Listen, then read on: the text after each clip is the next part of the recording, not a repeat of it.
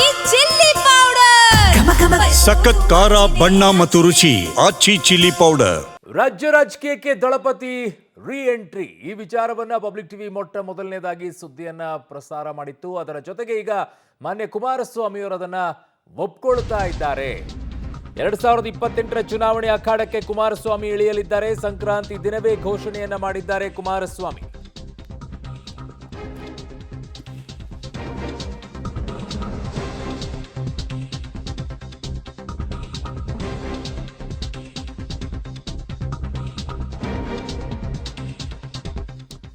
ಸಂಕ್ರಾಂತಿಯ ದಿನವೇ ಕುಮಾರಸ್ವಾಮಿಯವರು ರಾಜ್ಯ ರಾಜಕೀಯದ ಅಖಾಡಕ್ಕೆ ಮತ್ತೆ ರೀ ಎಂಟ್ರಿ ಕೊಡುವ ವಿಚಾರದಲ್ಲಿ ಮಾತನಾಡಿದ್ದಾರೆ. ಮೊನ್ನೆ ಪಬ್ಲಿಕ್ ಟಿವಿ ಬ್ರೇಕ್ ಮಾಡಿದಂತಹ ಸುದ್ದಿಯನ್ನ ಮಾನ್ಯ ಕೇಂದ್ರ ಮಂತ್ರಿಗಳಾಗಿರುವಂತಹ ಕುಮಾರಸ್ವಾಮಿ ಅವರು ಒಪ್ಪಿಕೊಂಡಿದ್ದಾರೆ. ರಾಜ್ಯ ರಾಜಕೀಯಕ್ಕೆ ಬರುವ ಬಗ್ಗೆ ಕುಮಾರಸ್ವಾಮಿ ಅವರೇ ಈಗ ಘೋಷಣೆಯನ್ನ ಮಾಡಿಕೊಂಡಿರೋದು.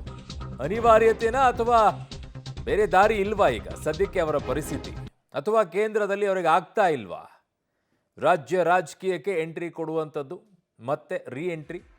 ಸೊ ಕೇಂದ್ರದ ರಾಜಕೀಯ ಸಾಕಾಯ್ತಾ ಕುಮಾರಸ್ವಾಮಿ ಅವರಿಗೆ ಅನ್ನುವಂಥದ್ದು.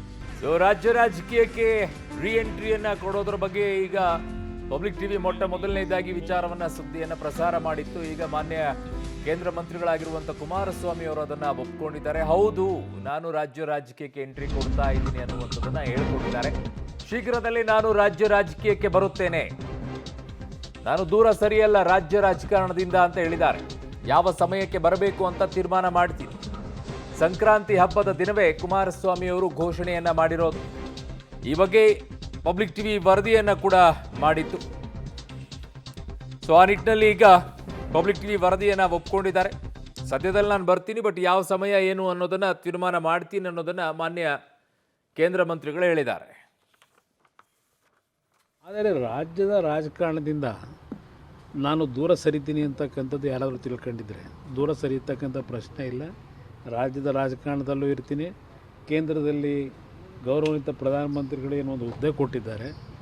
ಆ ಎರಡು ಇಲಾಖೆಯಲ್ಲಿ ದೇಶದಲ್ಲಿ ಪ್ರಾಮಾಣಿಕವಾಗಿ ನನ್ನ ಕೈಲಿರೋ ಮಟ್ಟಿಗೆ ಎರಡು ಇಲಾಖೆಯಿಂದ ಒಳ್ಳೆಯ ಉತ್ತಮವಂಥ ಕೆಲಸಗಳನ್ನು ಮಾಡಲಿಕ್ಕೆ ಈಗಾಗಲೇ ಒಂದು ಫೌಂಡೇಶನ್ ಏನು ಹಾಕಿದ್ದೇನೆ.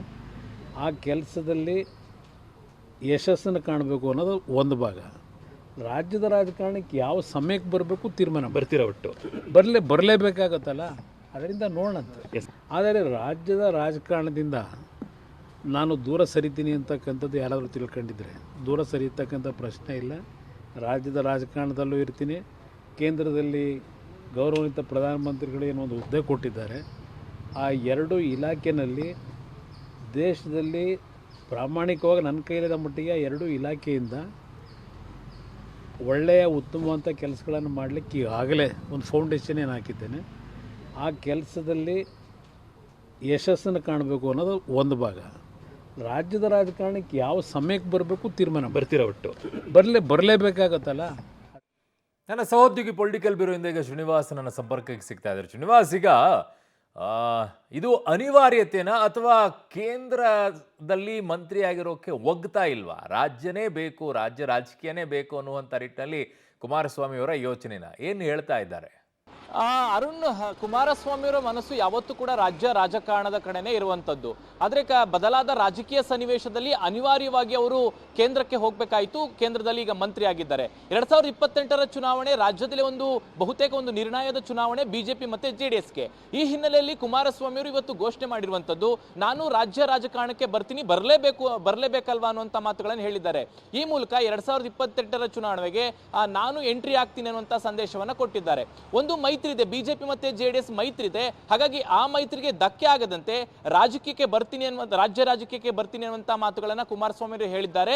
ಜೊತೆಗೆ ಏನು ಅನೇಕ ದಿನಗಳಿಂದ ರಾಜ್ಯದಲ್ಲಿ ಆಗಿರುವಂತಹ ಏನು ಘಟನೆಗಳಿರ್ಬೋದು, ಸರ್ಕಾರದಲ್ಲಿರುವಂತಹ ಆಂಟಿ ಇನ್ಕಂಬೆನ್ಸಿ ಆಗಿರ್ಬೋದು, ಇದೆಲ್ಲದಕ್ಕೂ ಕೂಡ ಕುಮಾರಸ್ವಾಮಿ ಅವರು ಹೆಚ್ಚು ರಿಯಾಕ್ಷನ್ ಅನ್ನ ಮಾಡ್ತಿದ್ರು.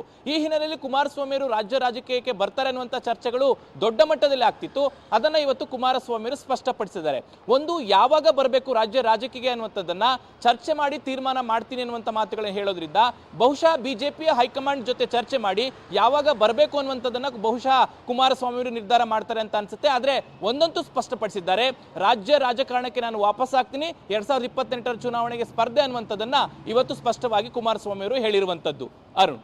ಓಕೆ ಶ್ರೀನಿವಾಸ್, ನಿಮ್ಮೆಲ್ಲ ಮಾಹಿತಿಗೆ ಧನ್ಯವಾದಗಳು. ಸೊ ರಾಜ್ಯ ರಾಜಕಾರಣದಿಂದ ನಾನು ದೂರ ಸರಿಯಲ್ಲ ಅನ್ನುವಂಥದ್ದು. ಸೊ ಯಾವಾಗಿದ್ರೂ ಕೂಡ ಅವರು ರಾಜ್ಯದ ಬಗ್ಗೆ, ರಾಜ್ಯ ರಾಜಕೀಯದ ಬಗ್ಗೆ ಅತಿ ಹೆಚ್ಚು ಆಸಕ್ತಿ, ಅವರ ಮಾತುಗಳನ್ನು ಕೇಳಿಸ್ಕೊಳ್ತಾ ಇದ್ರೆ ಗೊತ್ತಾಗ್ತಾ ಇತ್ತು. ಬಟ್ ಕೇಂದ್ರದಲ್ಲಿ ಅವರು ಒಗ್ಲಿಲ್ವಾ ಅಥವಾ ಆ ರಾಜಕೀಯ ಇಷ್ಟ ಆಗ್ಲಿಲ್ವಾ?